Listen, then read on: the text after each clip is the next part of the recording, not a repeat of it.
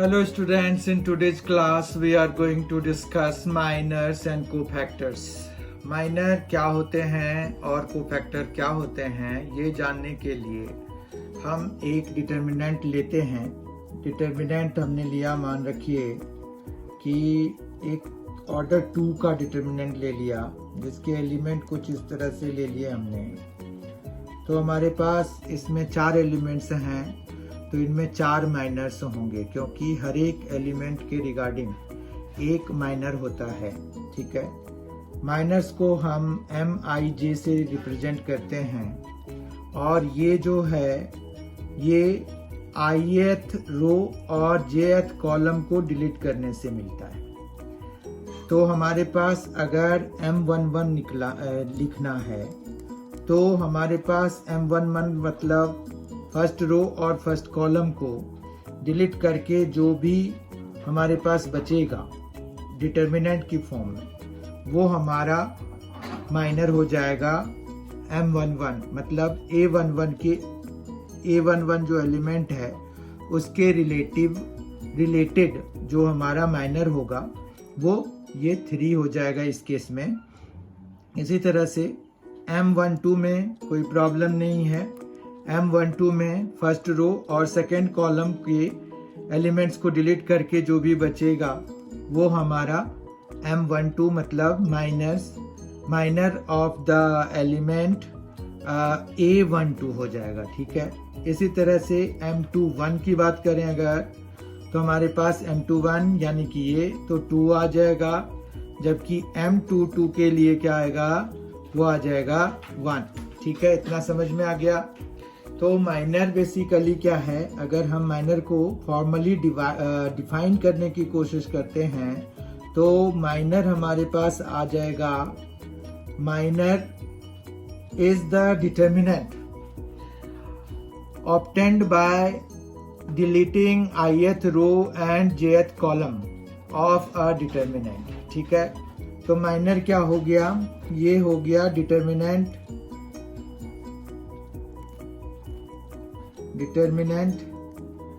we get after deleting ith row and jth column. ठीक है, तो ये आ गया। उसके बाद हमारे पास आता है कोफैक्टर्स। तो कोफैक्टर को हम कैसे डिफाइन करते हैं, तो जब अगर आपके पास माइनर आ चुका है तो कोफैक्टर निकालना बहुत ही आसान काम है। कोफैक्टर के लिए हम CIJ या फिर AIJ यूज करते हैं। NCERT में उन्होंने कैपिटल AIJ कोफैक्टर्स के लिए यूज किया हुआ है, तो हम भी यही यूज करेंगे। अब इसके लिए हमारे पास फॉर्मूला होता है -1 पावर में I+J। ये जो इनके सबस्क्रिप्ट्स हैं उनके सम मतलब I+J और MIJ। कहने का ये मतलब है कि अगर ये जो सबस्क्रिप्ट में नंबर हैं उनके डिजिट्स का सम अगर इवन है तो हमारे पास जो भी माइनर है वही हमारा कोफैक्टर भी बन जाएगा करस्पॉन्डिंगली। जबकि अगर I+J जो है ऑड है तो हमें उसके करस्पॉन्डिंग माइनर का साइन चेंज करके बनाना पड़ेगा। ठीक है, अब जैसे हम इसी में एग्जांपल लेते हैं तो हमारे पास A11 जो है वो तो 3 ही रहेगा, A12 हमारा 4 हो जाएगा क्योंकि इन दोनों का सम जो है वो ऑड है। ठीक है, समझ पा रहे हैं आप। फिर हमारे पास A21 में भी साइन चेंज हो जाएगा। अब यहाँ पर 2 है तो it will become -2 and A22 जो कि इवन है तो वो क्या हो जाएगा 1 ही रहेगा, जो जैसे है वैसे ही रह जाएगा। तो माइनर क्या है, कोफैक्टर क्या है, कोफैक्टर के लिए फॉर्मूला क्या है, माइनर के लिए क्या फॉर्मूला है, माइनर मतलब हम ऑब्टेन कैसे करते हैं, और minor once we get the minor तो हमारे पास कोफैक्टर गेट करना कोई बड़ी बात नहीं है। ठीक है, तो इस तरह से हमने माइनर देख लिया और कोफैक्टर देख लिया। अब हम इस पर बेस्ड 2 क्वेश्चंस करेंगे जिससे कि हमारा इस पर जो कंसेप्ट इन्वॉल्व है वो हमारा क्लियर हो जाए। पहला क्वेश्चन है find minors and cofactors of the elements of the determinant. अब ये 3/3 है, तो इसमें जो हम किसी रो या किसी कॉलम को डिलीट भी करेंगे तो हमें 2/2 मिल जाएगा। तो यहाँ पर जो है हमारे पास 9 माइनर्स होंगे। Let us find them first. तो हमारे पास यहाँ पर क्या हो जाएगा M11, जो कि हमें इसके रो और कॉलम में पढ़ने वाले सारे एलिमेंट्स को हटाने के बाद आएगा। तो यहाँ पर अगर हम इसको हटा दें तो हमारे पास जो डिटर्मिनेंट आ रहा है वो आ रहा है 0, 5, 4 और -7। ठीक है, तो इसको अगर हम देखें तो यहाँ पर क्या आ जाएगा 0, -20 आ जाएगा, जो कि -20 हो जाएगा। ठीक है, फिर M12 अगर हम देखें तो M12 में क्या होगा, ये हम कॉलम हटाएंगे, ये हटाएंगे तो 6, 1 और 4 -7। तो यहाँ पर क्या आ जाएगा 6, 1, 4 और -7 आ जाएगा।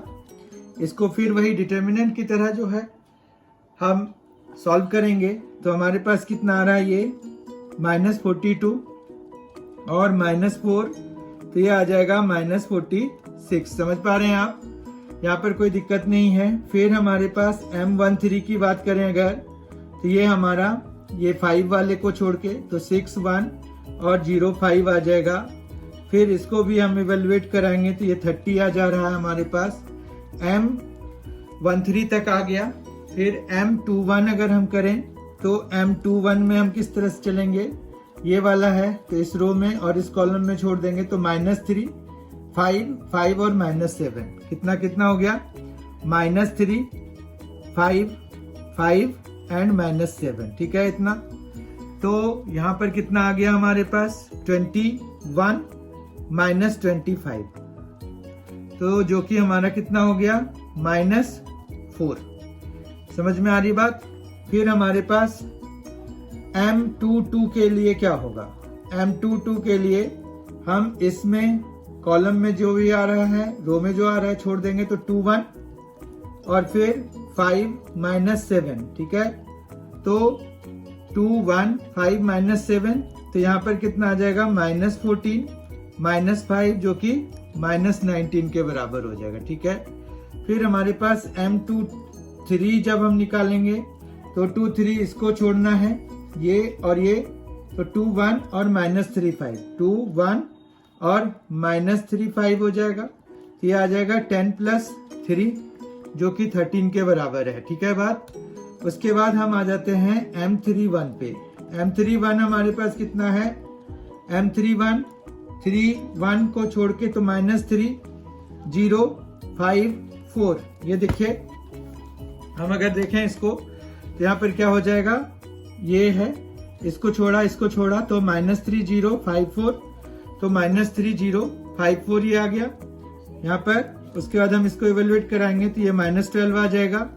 फिर M32 की बात करें अगर, M32 में देखें, ये हटाया 2, 6 और 5, 4, 2, 6 और 5, 4 लिख देते हैं, 2, 6, 5, 4, तो ये आ जाएगा 8 -30, 8 -30 मतलब -22 हो जाएगा।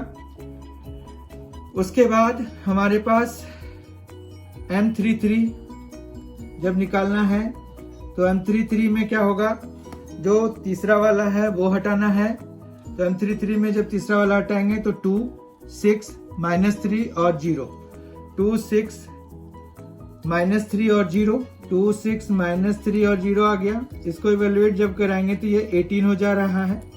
ठीक है, इतना समझ में आ गया आपको। ये 2, 6 -3, 0 और इसको जब ये कराएंगे तो 18 आ जाएगा। अब हमारे पास इन सभी के कोफैक्टर्स लिखने हैं। तो आपको बताया कि जब हमारे पास इसके सबस्क्रिप्ट का सम जो है इवन है तो हमें माइनर्स के बराबर ही आ जाता है, कोरस्पॉन्डिंग माइनर के बराबर आ जाएगा, मतलब M11 के बराबर आ जाएगा। A11 की वैल्यू की वैल्यू है, M11 की वैल्यू है -20, तो A11 की वैल्यू -20 हो जाएगी। फिर हमारे पास A12 ये ऑड है, तो ऑड में साइन चेंज करना होगा। तो हमारे पास यहाँ पर कितना है -46 है तो ये -46 बन जाएगा। फिर A13 है जैसे, तो वो M13 के बराबर हो जाएगा। A13 की वैल्यू निकालनी है, A12 हमने 46 लिख दिया, A13 की वैल्यू निकालनी है तो वो हमारा किसके बराबर हो जाएगा, M13 के बराबर, जो कि 30 के बराबर है। तो यहाँ पर कितना लिखना पड़ेगा, 30 लिखना पड़ेगा। A21 साइन चेंज, A21 जो है M21 के बराबर होगा। M21 कितना है हमारा, M21 है -4 तो ये 4 हो जाएगा। A21 will be 4। फिर A22 will be here it is -19 तो it will be -19 as well, यहाँ पर कोई चेंजेस नहीं होंगे। A23 इवन है, ये सम जो है ऑड हो जाएगा, 2 और 3 है तो 5 हो गया, तो सम ऑड हो गया तो इसका चेंज हो जाएगा, वो हो जाएगा -13। फिर A31 तो ये सेम एज इट इज रह जाएगा। फिर A32 ये ऑड सम बना रहा है, -22 है, देखिए -22 है तो इट विल बिकम 22 है there. And A33 it is 18, it will remain 18, ठीक है। उसके बाद ये हमने माइनर्स और cofactors of elements of the determinant निकाल लिए सारे। उसके बाद जो है हमने एक चीज वेरीफाई करनी है, वो है A11, A21, फिर है प्लस A12, A22, फिर है A13 और A23 इज इक्वल टू 0। मतलब ये क्या कह रहे हैं कि हमने फर्स्ट रो के एलिमेंट्स लेने हैं, जबकि हम कोफैक्टर्स सेकेंड रो की लेंगे और करस्पॉन्डिंगली मल्टीप्लाई करके ऐड कराएंगे। तो यहाँ पर हमें क्या करना है, फर्स्ट रो के एलिमेंट्स लेने हैं। तो now A11 into A21 plus A12 into A22 plus A13 into A23 is equal to क्या हो जाएगा, A11 हमारे पास कितना है, 2 है। A21 हमने अभी निकाला है, A21 है 4 प्लस A12 हमारा है -3। फिर A22 जो है हमारा वो -19 आया है। फिर प्लस A13 है हमारा 5 और A23 है हमारा -13, ठीक है। अब इनको सॉल्व करते हैं, देखते हैं क्या होता है। 4 2 से 8 हो गया, प्लस यहाँ पर है ये 57 हो जाएगा और प्लस में आएगा, और जबकि ये कितना आ गया 65 आ गया, तो ये कितना आ गया 65 - 65 आ गया, 0 आ गया। अब हमारे मन में ये सवाल है कि क्या ये हर एक वैल्यू के लिए सही है। अगर इस तरह का सिचुएशन हो तो हमारे पास yes it is true for all if we take elements of any row and multiply them correspondingly with the cofactors of other row, cofactors of elements of other row correspondingly, but we need to take care of कि correspondingly होना चाहिए। तो और उनका सम जब हम कराएंगे तो ये हमेशा हमें 0 देगा। जबकि हमें पता है कि डिटर्मिनेंट की वैल्यू कैसे निकलती है, जब हम किसी रो के या किसी कॉलम के एलिमेंट्स को उसके करस्पॉन्डिंग कोफैक्टर से मल्टीप्लाई कराते हैं तो हमें उस डिटर्मिनेंट की वैल्यू निकल जाती है। अभी जो हमने क्वेश्चन में कवर किया उसके हिसाब से ये है कि अगर हमें डिटर्मिनेंट की वैल्यू चाहिए तो वो हमें A11 into A11 plus A12 into A12 plus A13 into A13 से मिलेगा। या सिंपली अगर हम इसको सिग्मा नोटेशन में लिखना चाहें तो Aij इंटू Aij हमें सिग्मा, और ये जो है फॉर ये जो हमारे पास ये किसके लिए आएगा, तो करस्पॉन्डिंग वैल्यू के लिए आएगा। जैसे यहाँ पर I की वैल्यू अगर 1 लेंगे तो J की वैल्यू वेरी करेगी, J की वैल्यू हम 1 से लेकर के 3 तक लेंगे, तो ये इस तरह से हमें लिखना पड़ेगा। या फिर अगर हमने I को जैसे कॉलम वाइज अगर चलाएंगे तो हमारे पास I चेंज हो रहा होगा जबकि J फिक्स्ड रहेगा, तो I की वैल्यू हमारे पास चेंज हो जाएगी। 1 less than equal to I less than equal to 3, और इसी तरह से यहाँ पर j इज इक्वल टू क्या हो जाएगा, फिर उस केस में फिक्स्ड हो जाएगा, j हमने 1 ले लिया। तो ये फर्स्ट कॉलम के अलोंग एक्सपेंड करने पे होगा, ये अलोंग फर्स्ट कॉलम, ठीक है। तो लेकिन ये है कि हमें खाली ये ध्यान रखना है, ये फर्स्ट कॉलम हो गया, ये फर्स्ट रो हो गया। तो हमें यहाँ पर ये है कि इस तरह के नोटेशन में हमें एक चीज तो फिक्स्ड रखनी पड़ेगी, ठीक है। तो ये हमेशा मतलब यहाँ पर बड़ी कॉशियस हो के आपको वैल्यूज लिखनी पड़ेंगी, नहीं तो हम इसको डायरेक्ट इस नोटेशन में लिख लेते हैं तो इसमें ज्यादा गड़बड़ नहीं होती है।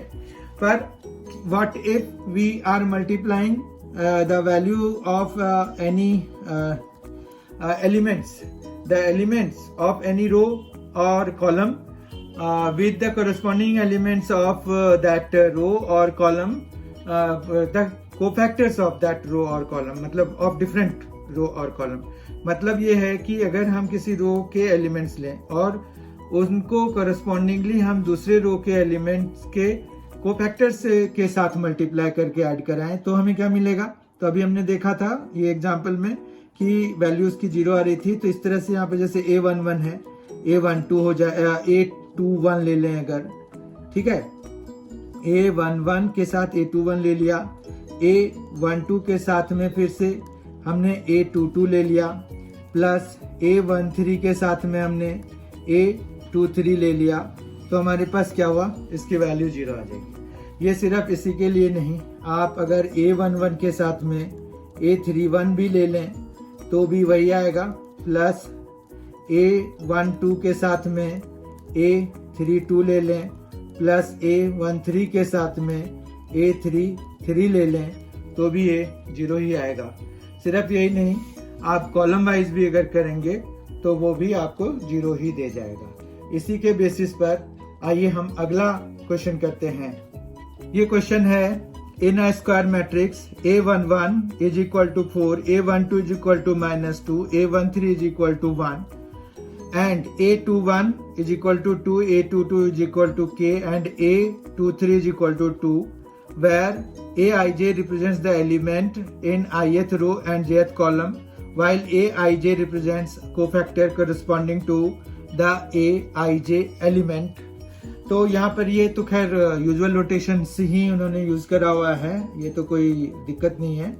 अभी जो हमने डिस्कस करा कि अगर हम किसी रो या किसी कॉलम के एलिमेंट्स को लें और किसी दूसरे रो या किसी दूसरे कॉलम के एलिमेंट्स के करस्पॉन्डिंग कोफैक्टर्स के साथ मल्टीप्लाई करके ऐड कराएं तो हमें वैल्यू 0 मिलती है। तो वही चीज यहाँ पर है। तो हमें जो है यहाँ पर A11 into A21 plus A12 into A22 plus A13 into A23 is equal to 0 we know. तो अब यहाँ पर वैल्यू लगा देते हैं। A11 है 4, A21 है 2, A12 है -2, A22 है k प्लस A13 है 1 और A23 है 2। ये 0 के बराबर होना चाहिए। अभी जैसे हमने डिस्कस करा था उस हिसाब से ये 8 हो गया, -2k plus 2 is equal to 0 हो गया। तो इस हिसाब से ये कितना हो गया, 10 minus 2k is equal to 0 हो गया। फिर ये किसके बराबर हो गया, तो k इज इक्वल टू हो गया 10/2 जो कि 5 के बराबर हो जाएगा और यही हमारा आंसर हो गया। तो ये हमने इसके बेसिस पर एक क्वेश्चन भी सॉल्व कर लिया। तो इस तरह से हमने माइनर्स और कोफैक्टर्स आज के इस सेशन में फिनिश कर लिया। आपको आई होप कि ये वीडियो अच्छा लगा होगा। तो अगर ये वीडियो अच्छा लगा है तो please like it, share it with your friends and again the same request, please subscribe MNC Education. Thank you very much. Thanks a lot.